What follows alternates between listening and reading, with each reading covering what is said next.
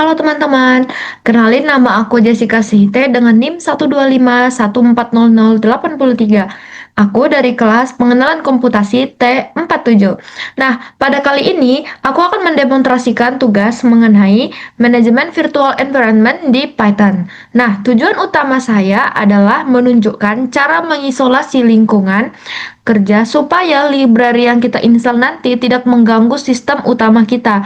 Nah, di sini aku menggunakan Virtual Studio Code atau teman yang familiar di teman-teman VS Code dan terminal PowerShell. Nah, aku akan mendemonstrasikan langkah-langkah mulai dari pengecekan Python-nya, pembuatan virtual environment, aktivasi, hingga instalisasi beberapa library penting seperti Request, Panda, NumPy, dan juga Matplotlib. Nah, hal penting yang harus kita pastikan adalah kita harus melakukan pengecekan Python, apakah Python telah terinstall di teman-teman semua dan apakah path-nya sudah terhubung langsung ke VS Code-nya. Nah, yang kedua nantinya saat environment kita sudah terinstall, kita harus memastikan bahwa environment itu bakal muncul terus di sisi kiri sebelum kita akan masuk ke melakukan instalisasi library-nya. Oke, teman-teman, langsung aja kita mulai dari instalisasi Python-nya. Di sini kita akan melakukan instalisasi Python-nya dulu. Nah, caranya itu kita masuk ke browser kita masing-masing, terus kita ketik Python download. Nah, teman-teman, di sini bakal banyak situs, namun yang pertama kali kita pilih itu adalah ini, https://python.org. Kita klik yang paling atas. Nah, teman-teman, di sini kita tuh bakal dihadapkan sama ini.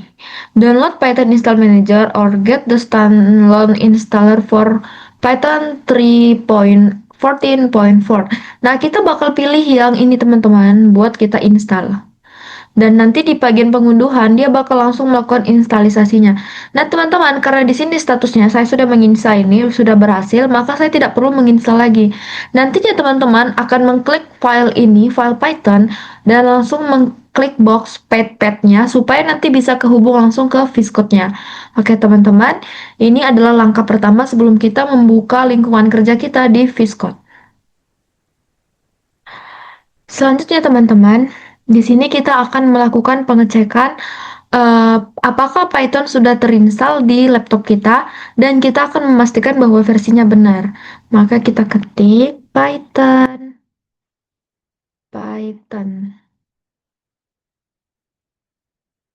version. Nah, di sini teman-teman bisa lihat bahwa keluar Python 3.14.4, artinya Python kita telah berhasil kita install tadi teman-teman.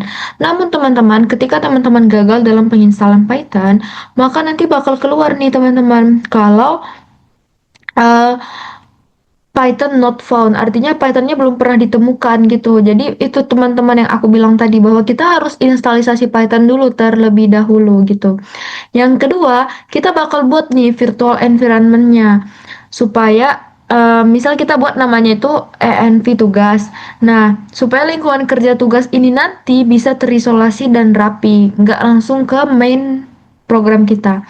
Nah, misalnya kita ketik Python env env tugas. Nah, kita tunggu beberapa saat ya teman-teman. Kita sudah berhasil membuat virtual environment kita bernama env tugas.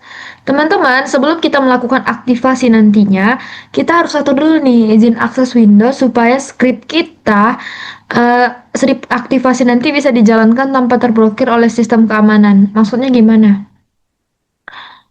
Nah, teman-teman, di sini kita melakukan ini ya, izin akses.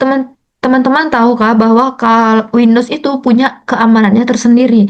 Jadi ketika dia menerima script baru, dia tuh bakal mikir, ih ini siapa? Aku nggak kenal gitu. Jadi kita harus kasih dulu nih, harus kasih dulu kuncinya atau perkenalkan bahwa di sini di remote ini artinya bahwa ini tuh kita yang kontrol dan ini tuh hanya di komputer kita saja dan hanya kita yang melakukan. Jadi Windows itu bisa tahu, oh ini scriptnya aman dan bakal boleh bakal saya bolehin buat dieksekusi karena dia itu ternyata aman dari si user. Seperti itu teman-teman. Nah, sekarang kita akan menjalankan script aktifnya untuk masuk ke dalam virtual environment-nya. Nah, nanti teman-teman kalau berhasil itu bakal muncul eh, tulisan hijau, tulisannya itu ENV tugas. Kita lanjut aja ya. ENV tugas.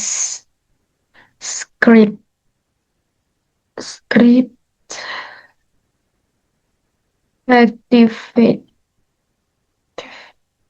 Nah, betul kan teman-teman?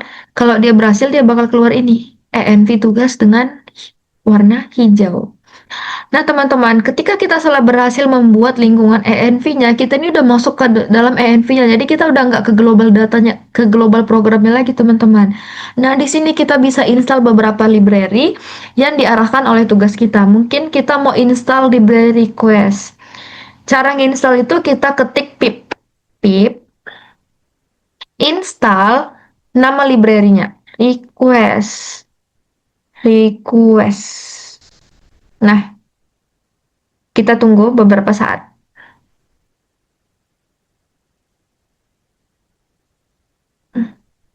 Nah, pip install requestnya telah berhasil diinstal teman-teman dengan versi 26.0.1 menjadi 26.1. Nah, sekarang kita tahu dulu bahwa fungsi dari library request itu sendiri itu teman-teman buat melakukan atau mengirim permintaan HTTP dan mengambil data dari internet. Kalau kita mau melakukan import sesuatu dari internet, kita butuh nih library si request ini supaya kita dapat menjalankan perintah itu teman-teman. Nah, selanjutnya kita mau install nih library yang kita pelajari minggu kemarin di hari Kamis, pip install pandas. Selanjutnya, kita install pip pandas ini. Nah, teman-teman, library pandas ini sangat penting buat pengolahan dan analisis data dalam bentuk tabel. Nah, ketika kita mempunyai sebuah data, itu pasti ada yang mempresentasikan baris dan kolom. Misal barisnya 1 sampai 5, kolomnya itu merah, kuning, hijau, biru, dan ungu itu dalam bentuk kolom. Nah, ketika kita menginputkan data, teman-teman, maka kita menggunakan library Panda, misalnya Panda, kurung 3, berapa. Nah, jadi Panda ini nanti akan mencetak atau akan mengubah merepresentasikan data kita tadi menjadi bentuk tabel. Seperti itu teman-teman fungsi dari si Panda ini.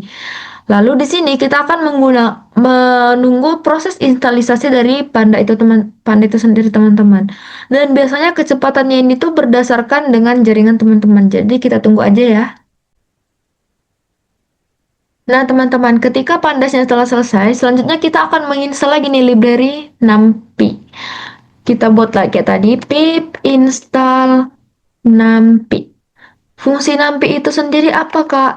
Nah, teman-teman, fungsi dari numpy sendiri itu adalah buat mendukung operasi matematika tingkat tinggi atau pengolahan array di program kita nanti, makanya kita butuh numpy. Nah, selanjutnya nih, numpy-nya cepet nih selesai. Kita itu eh download lagi install lagi nih library mungkin matplotlib in pip install matplotlib.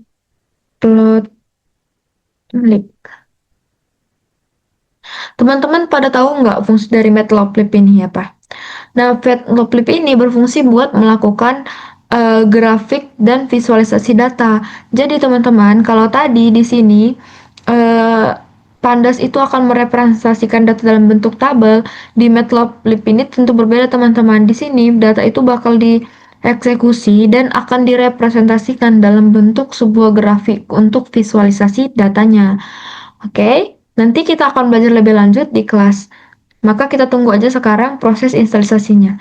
Nah, proses instalisasinya telah berhasil teman-teman. Di sini kita telah berhasil nih install request.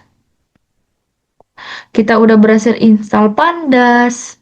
kita juga udah berhasil install NumPy, dan kita udah berhasil install Matplotlib. Nah, selanjutnya apa yang harus kita lakukan? Kita mau nengok nih, eh, kita mau lihat nih daftar library apa aja sih yang udah kita install. Apa kita bisa lihat di layar? Ini kan karena dikit kita bisa scroll. Gimana kalau kita nginstal ada 20 library? Tentunya kita bakal kewalahan kan buat ngelihat apa aja tadi library yang udah kita install. So, teman-teman, kita bisa melakukan eh, pengecekan daftar library yang telah kita install. Caranya adalah pip list. Maka di sini bakal kelihatan library apa aja sih yang udah kita install. Di sini ada Matplotlib, ada NumPy, ada Pandas, dan ada juga request teman-teman dengan versi yang berbeda-beda. Nah, teman-teman tahu nggak kenapa jadi banyak gini library-nya?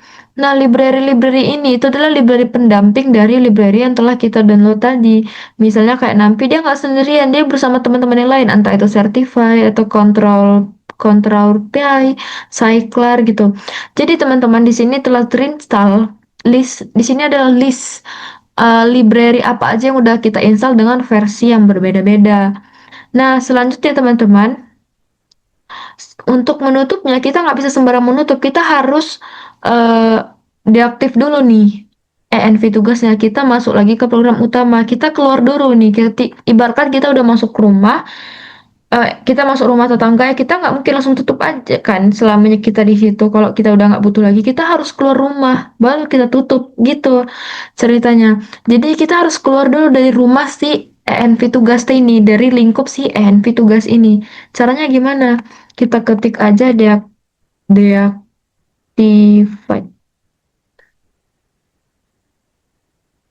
Nah, maka dengan otomatis kita sudah keluar dari ENV tugas itu. Baiklah teman-teman, eh, setelah kita melakukan pengecekan Python, kita juga sudah menginstal ENV tugas, kita juga berhasil menginstal library-library lainnya hingga kita ke tahap deaktif. Artinya kita menutup lingkungan kerja dengan aman. Dengan ini, tugas saya untuk pembuatan virtual environment dan instalisasi library telah selesai.